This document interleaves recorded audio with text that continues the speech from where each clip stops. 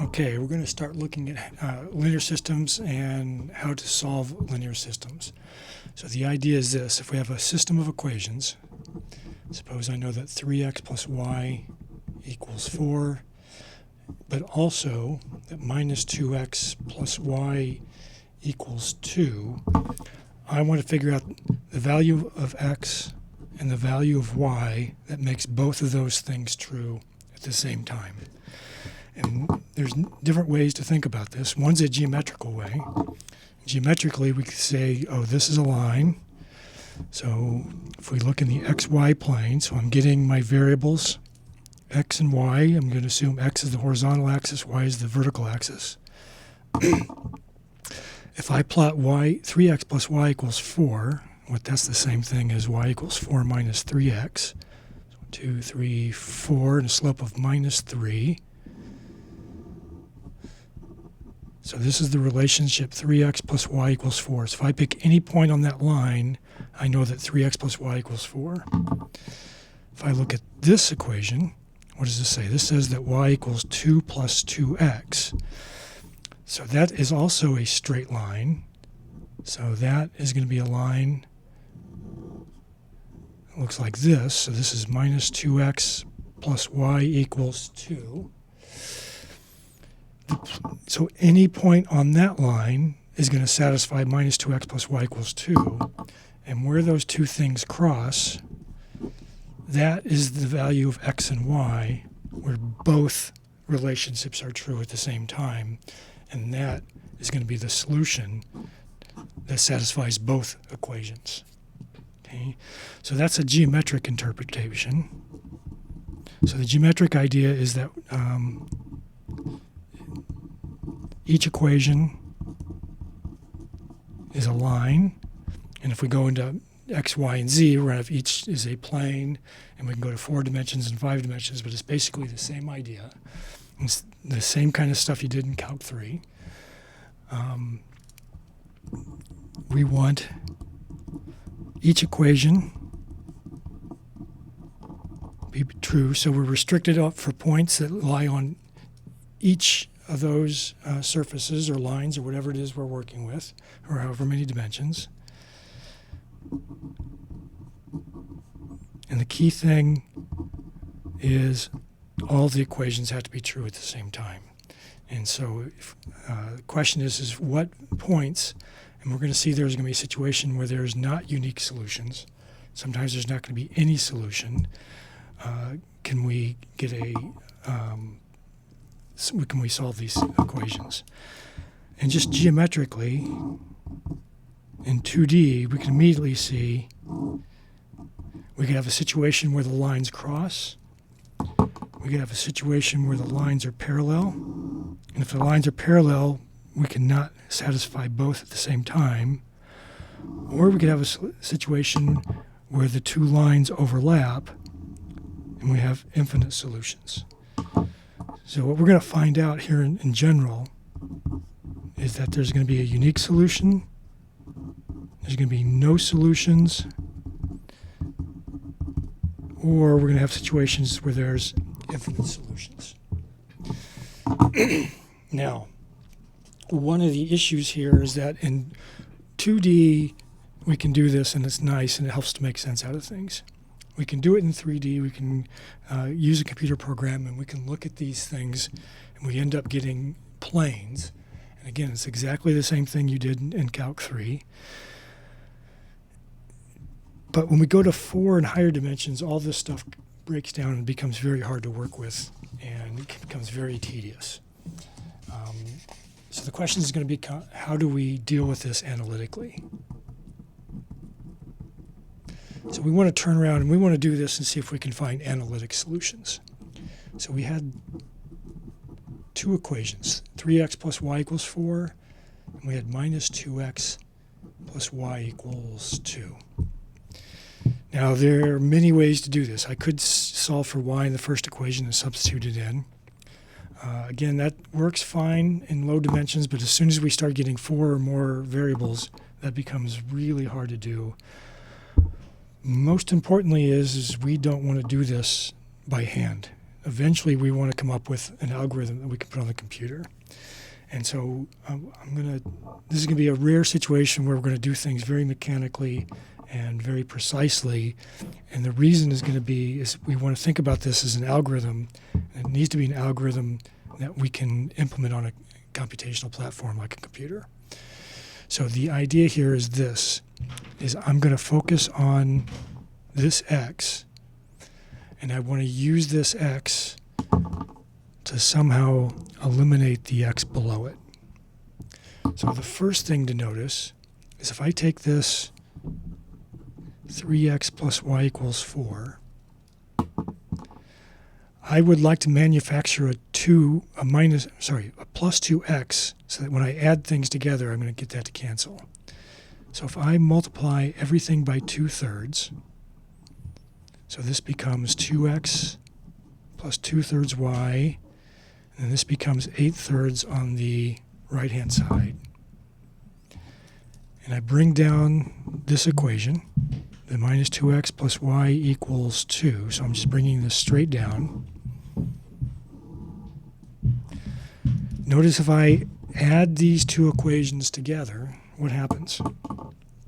2x minus 2x is 0. I'm going to be left with 2/3 y plus 1y, and then I'm going to be left with 8/3 plus 2. So I take minus 2x plus 2x is 0, 2/3 x plus y gives me this term, and then 8/3 plus 2 gives me the right-hand side. So this is going to be what? 5/3 y, and this is going to be what? 14/3.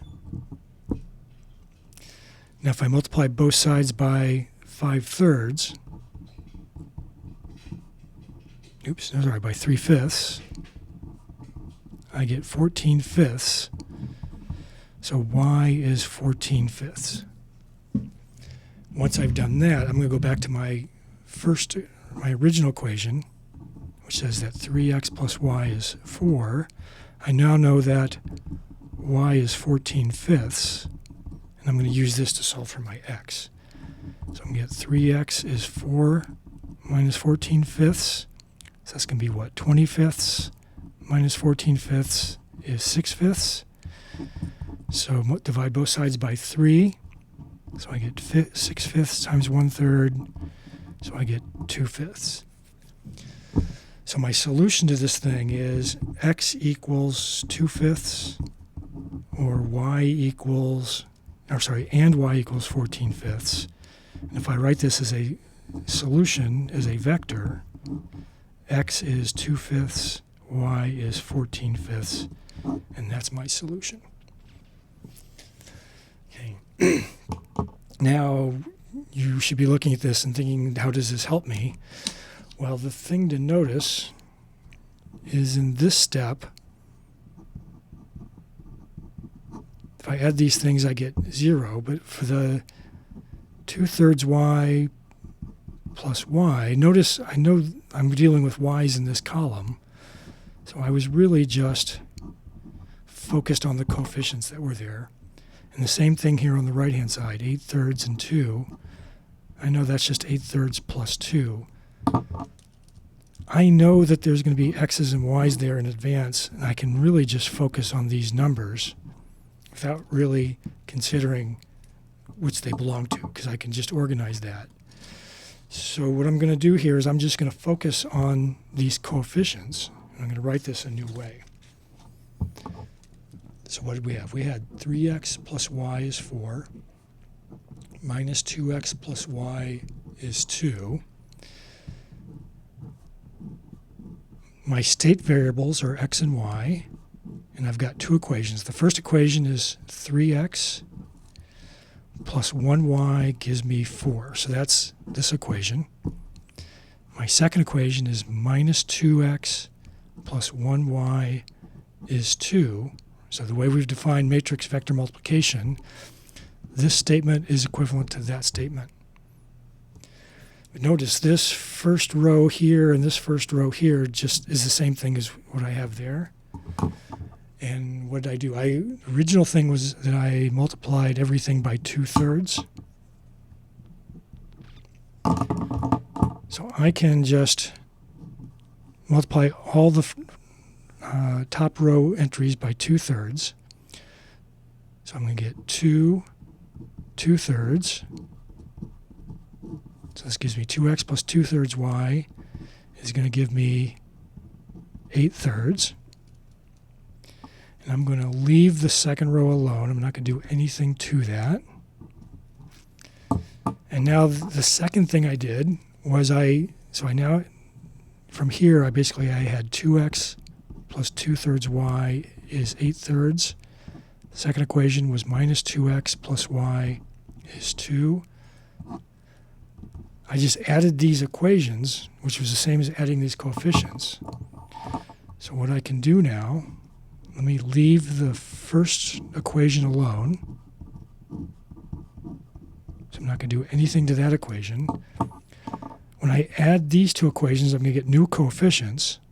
So my new coefficient on x was 0. And what did I have here? I had 2/3 plus 1 for my y coefficient, which was my 5/3. And then here, what did I have? I had 8/3 plus 2 was my 14/3.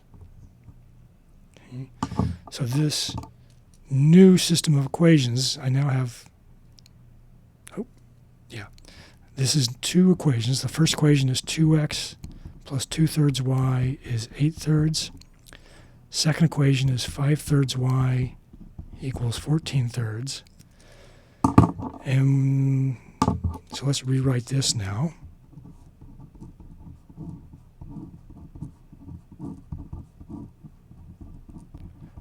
What I did here now was I multiplied this row by 3/5, so I could get a 1 there. And if I do that on the left-hand side, I have to do that on the right-hand side. So I get 0, 1, and this became 14/5. So when I now have this system of equations, the first equation is 2x plus 2/3 y is 8/3. Second equation is y equals 14/5. So I now have y that's given to me in this equation. Now, the question is I would like to get x. Now, what I did before is I did a solve. I just said plugged in this value for y here and then solved for x. I can still do that. That's fine, right? So I can basically say first equation is 2x plus 2/3 times y, which is 14/5 equals 8/3, and I can solve it exactly the way we did before. Another thing I can do is this. Let me leave the bottom alone. I like that second equation because the way I read it is y equals 14/5. Notice here, if I take 2/3 for this equation and subtract it, I will have just x by itself. So here's what I'm going to do. If I just take row 1 and I subtract 2/3 of row 2, what happens? So I'd have 2 minus 2/3 times 0 is 2. And then here, I would have 2/3 minus 2/3 is 0. And then here I'd have 8/3 minus 2/3 of 14/5. Oh, great. So this is going to be a little bit of a mess. This is 8/3. So I'm going to have, 28/15. So this becomes 40/15 minus 28/15.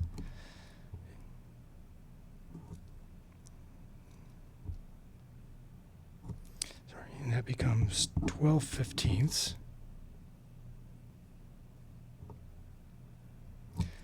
And notice I can simplify this. So this is going to be, if I divide top and bottom by 3, so this becomes 4/5.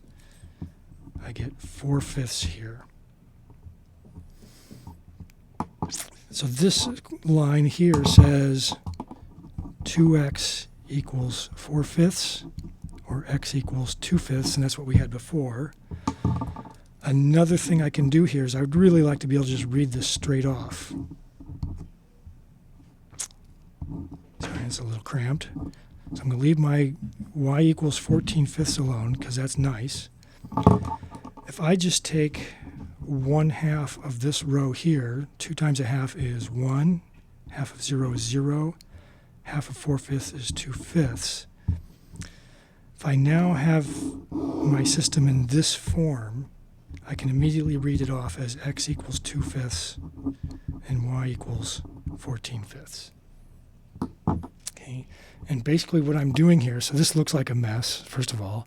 So it's going to be really important as you go through and do these things that you stay organized, stay as neat as possible, because, again, it's really easy to make a mistake, and you will make mistakes, and that's fine. But you have to catch the mistakes, and you have to go back and correct them. And you cannot do that if your work is sloppy. You got to lay things out. You got to label what you're doing. So you need to write this out and write this out so that you can remind yourself what you did. All right. So we'll see some examples of this. But here's my goal. My goal is to take a linear system, write it as matrix vector form, and do row operations so that you can get your system in this form. And notice, in this particular case, this is the identity matrix. If you can get things as an identity matrix, life is good. Unfortunately, you can't always do that. And we are going to focus more on getting things in this form here, because I can go through and solve for things and go and substitute in my values going backwards. So let's look at an example. Suppose I have 2x plus, this is 2x plus 4y minus z equals 6. X plus y plus z equals 2. Minus 3x plus y plus 2z equals 7. And again, there's many, many, many ways to solve this. Because we are focused on the algorithm and knowing what the algorithm is doing, it's going to be really important that you know the order that I do things and why I'm doing things in these orders. And the reason we're asking you to do it this way is because if you put this on MATLAB or any kind of computational tool, the algorithm that is being used is going to go in this order. And again, you need to understand the algorithm in order to understand how to interpret the results of what happens when you call these routines. So my first step is to write this in matrix vector form. And here my state variables are x, y, and z. So I'm going to do that. I'm going to use the first equation, second equation, and third equation for the first, second, and third rows. So I have 2x plus 4y minus z is 6. Second equation says 1x plus 1y plus 1z is 2. And the third equation says minus 3x plus y plus 2z is 7. And this matches exactly with the way we've defined matrix vector multiplication. I've got 2x plus 4y minus z is 6. 1 times x plus 1 times y plus 1 times z is 7. And the third row says minus 3x plus y plus 2z is 7. Okay. Now, I want to be able to eventually work with x by itself. So I'm going to focus on that first. And I'm going to choose to use this. I'm going to call that my pivot. And the first thing I want to do is I would like to have a 1 in that position. And the reason I want a 1 here is because when I do row operations later, it's just going to make things easier. And when I go back to solve for x, y, and z, it'll eliminate a step. So what I'm going to do is I'm going to take 1/2 of row 1. So I'm going to multiply everything in row 1 by 1/2 so I can get a 1 there. And again, because I'm focused on that term, I'm calling that my pivot. So after I do this operation, I'm going to have 2 divided by 2, 4 divided by 2, and minus 1 divided by 2 times x, y, z. And now as I do to the left, I have to do to the right. So 6 divided by 2 is 3. And I am going to leave all the other rows alone. Those equations say exactly the same thing. Notice this equation is identical to this if I just multiply everything by a half. It's just expressing it in a different way so that there's a 1 in front of the x. Now, again, this is my pivot. And I want to do operations so that I get zeros in every number in the column below the pivot. So everything below the pivot in that column, I want to have a 0 there and 0 there. So the question is how do I do this? And again, these are all conventions. So it's important to recognize this. And so we'll see why later we actually adopt this particular convention, because it's going to make it easier to express what we're doing as a matrix multiplication later. One of the difficult things about linear algebra is that everything is tied together, and it's really difficult to pick a place to start when you know later on you make certain decisions to influence what happens. But so I'm going to think of this as I'm going to take my second row and I'm going to subtract something times row 1. In this case, I want 1 minus something times 1 will give me 0. Right? So my goal here, so all these choices that I'm making with the idea that I want to have a 0 here and a 0 here, and I know I have a 1 there. So I know in advance that when I'm done, I'm going to have a 1 in my pivot and a 0 everywhere below it. So the question is, how do I do that? Well, here I have 1, and what do I multiply 1 by to get a 1 is going to be just 1. So by doing that, now I'm going to take row 2 minus row 1. Oops, I'll be careful here. I'm not going to make any changes to the top row. I'm going to leave that equation alone. Now I'm going to change this second row. So I'm going to have 1 minus 2 is a minus 1. 1 minus a minus a half is 3 halves. And a 2 minus 3 is minus 1. Okay. So now the question is, so that took care of the second row. Now how do I deal with that? So I know I'm going to end up with a 0 there. And I'm going to take row 3 and I'm going to subtract something times row 1.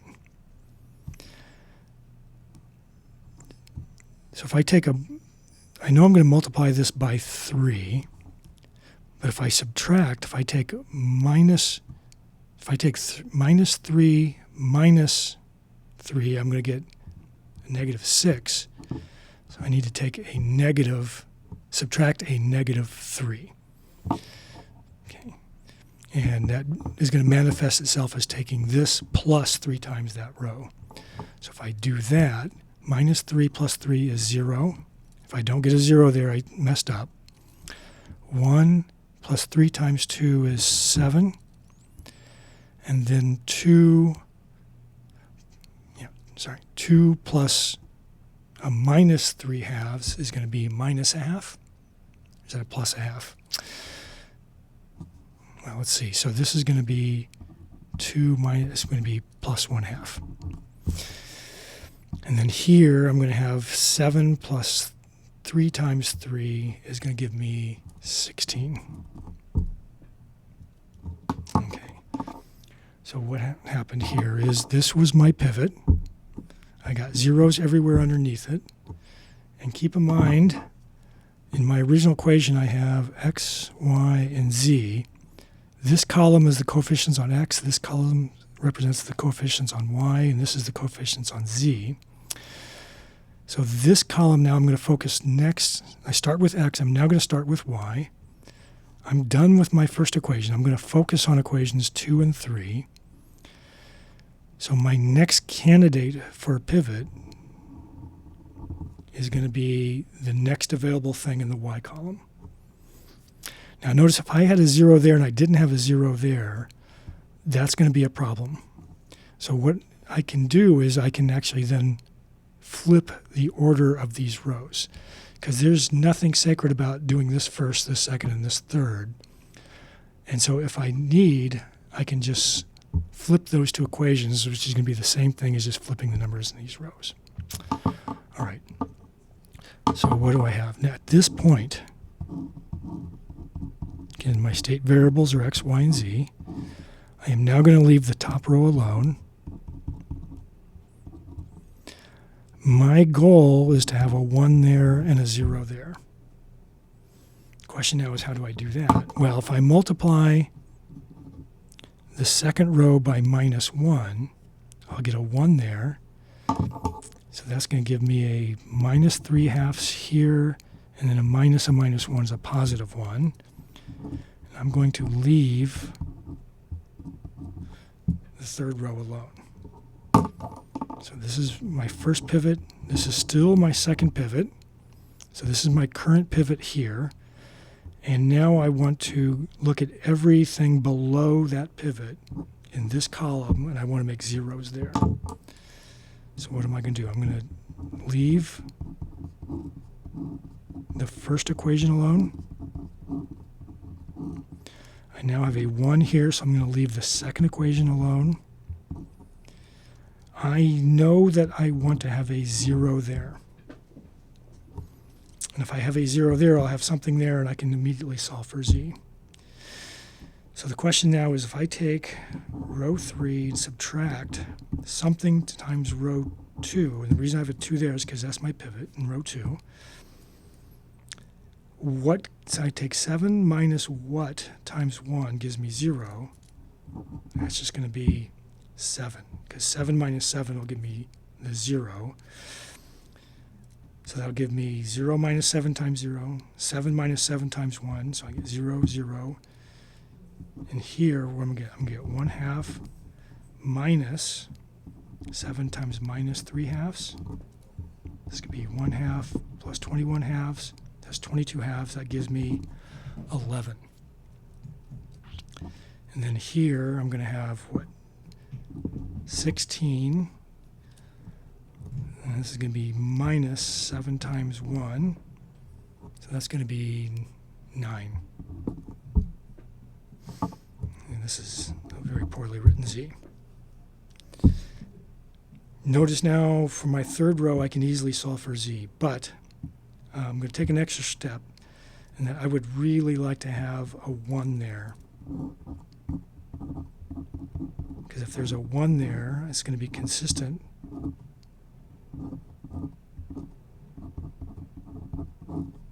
with everything else, and it's going to make it very easy to solve for my z.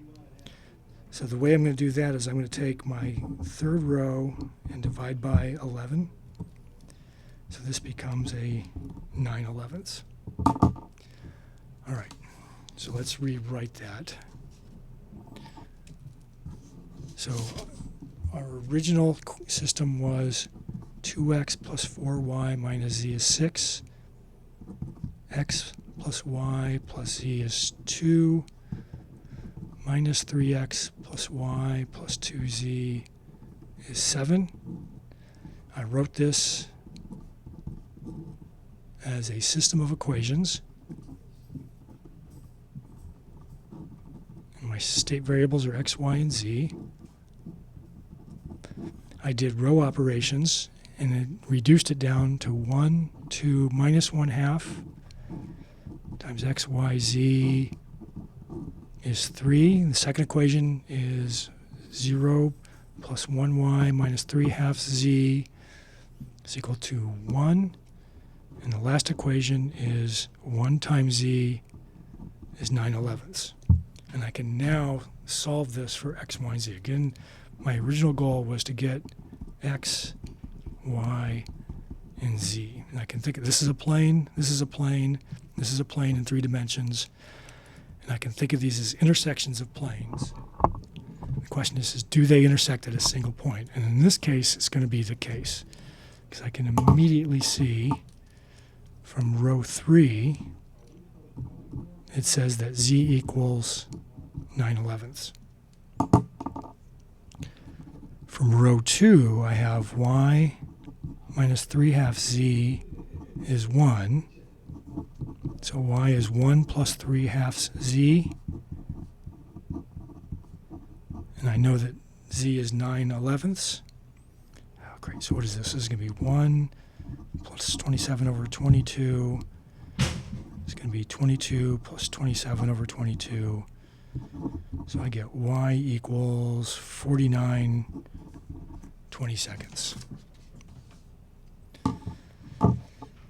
And I can use row 1. So I did, this is row 3, row 2. Now from row 1, I have x plus 2y minus 1/2 z is 3. I know x and z, sorry, I know y and z, so x is going to be 3 minus 2y plus 11/2 z. So y is 49 over 22, and z is 9/11. So this becomes 3 minus 49/11 plus 9/2. Oh, what a mess. I'll just tell you, I plugged that in and I got minus 23 over 22 when I worked all that out. Okay. Oof. So my solution is xyz is equal to, so where's x is minus 23/20 seconds, y is 49/20 seconds, and z is 9 divided by 11. Okay. Let's do one more example.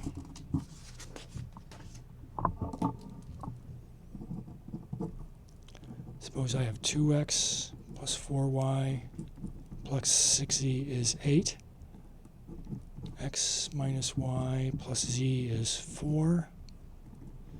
4x plus 2y plus 8z is 4.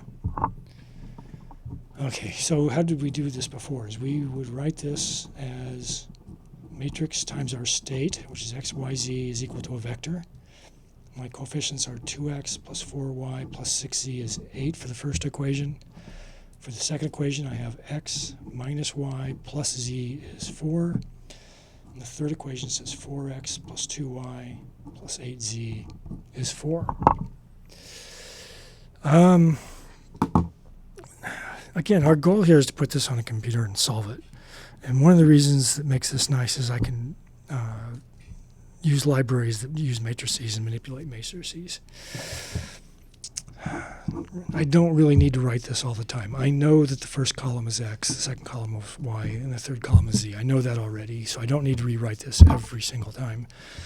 So there's a convention that we use to write this in what we're going to call an augmented matrix. With an augmented matrix, I'm going to write the matrix on the left exactly the way it appears up there, and then I'm going to write the vector that appears on the right on the other side of a vertical bar. So this, by convention, is used to represent this system of equations. And the reason we do this is this can be easily entered into a computer, and the computer can do all these operations I'm going to do next. But again, I can't emphasize enough how important it is for you to understand what the computer is doing, so that when you get results, you have to know how to interpret them. Okay, so let's see. What do I get?